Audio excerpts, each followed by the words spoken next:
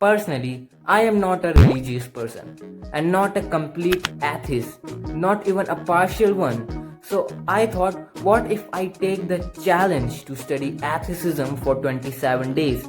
In this challenge, I am primarily going to read Richard Dawkins' God Delusion and try to answer some questions.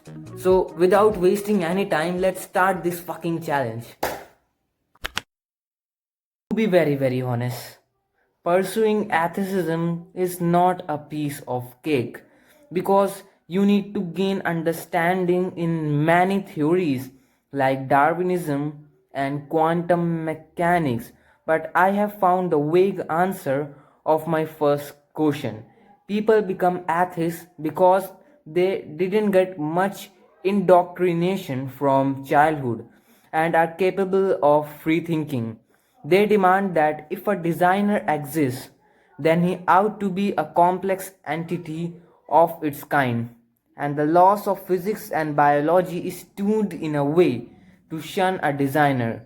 What I found more pleasing is that apart from atheists, there are also deists who too believes in God as supreme intelligence responsible for creating the universe, but the God who doesn't concern with human affairs.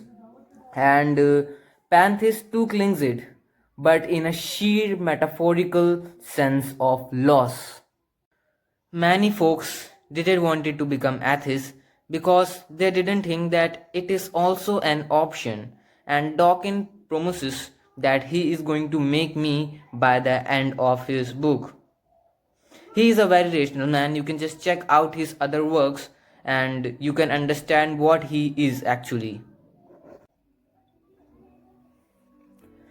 Maybe you guys were thinking that instead of being theist and atheist, why not be agnostic?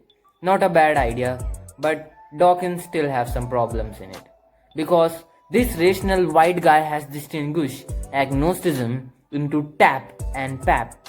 Tap is something when you know that there is an answer to your problem but not enough evidence, while pap states that there seems to be infinite answers to your question but not a subtle evidence because your specific question seems unanswerable.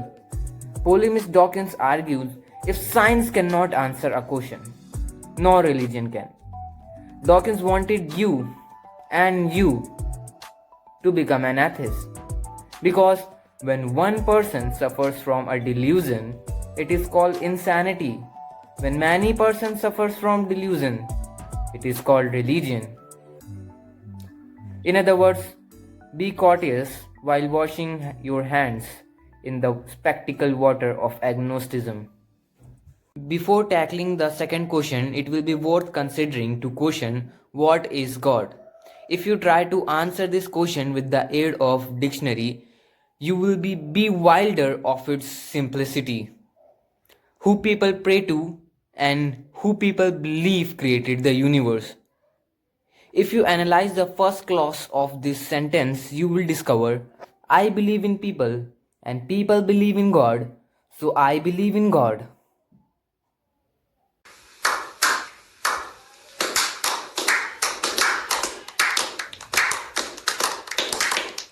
And not a very good idea to discuss the second clause here because I shall make a video on it.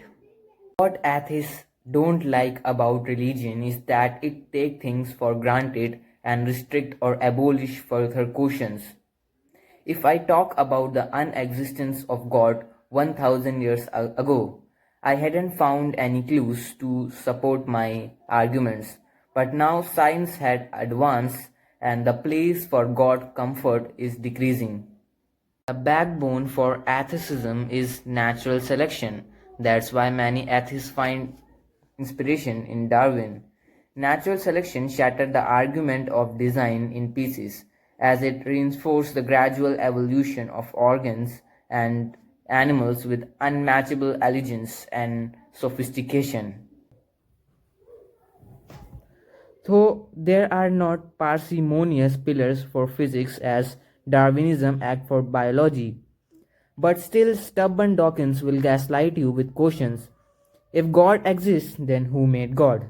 Don't know, but Dawkins just persuaded this argument in indifferent and repetitive way in his chapter 3, Why There Is Certainly No God.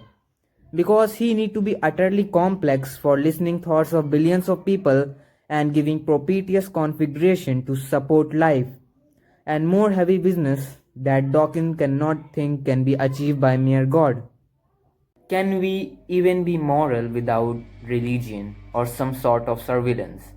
Before tackling this question, it will be nice to sprinkle some salt of Darwinism in it. From the dawn of time, genes always favors altruism selfishly and optimizes an organism to espouse it. What I mean is survival of an individual is more solidly is a survival of a gene. Gene favor kinship that will assist in replicating and preserving that gene. Let me give you a trolley problem, and most probably where you are going to fling the switch to kill one to save five. And your moral intuition permitted due to evolutionary heritage. And this dilemma presses the suggestion that we need God to be moral. Morality definition is principles concerning what is good or bad, or right and wrong behavior. I think I should not squander your time on morality lecture because it is more about whether you are consequentialist or deontologist.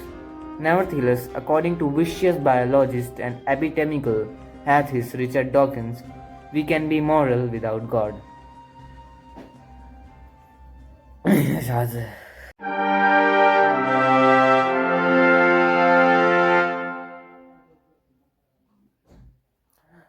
I have completed reading this book, and it wasn't uncozy read for me because, as I mentioned earlier, I am not a theistic person who truly worship God. So I felt amusement in crunching with the propositions of Dawkins. So, being an atheist and a free thinker is not a bad thing. However, pressing button for agnosticism instead of utter atheism can also be a sweet spot and is always better than lying in unquestionable faith. But I think you can disagree. If the religion has always been filling a specific gap in your brain that you think no other thing can replace, then in this sense, clinging to faith is reasonable. But don't dwell yourself seriously in the opium of religion. Be little sober. Sometimes faith can also act as a barrier for human progress. We have merely one life, and that is privileged in human race. So it will be worthwhile to be intellectually fulfilled by the understanding of how and why the world works, not just to put everything in the hands of a supernatural being. I don't know how you are still here in this odd and boring video. Many would have left. But if you are still there, then you might have the courage to become an atheist. Till then, thanks for thriving.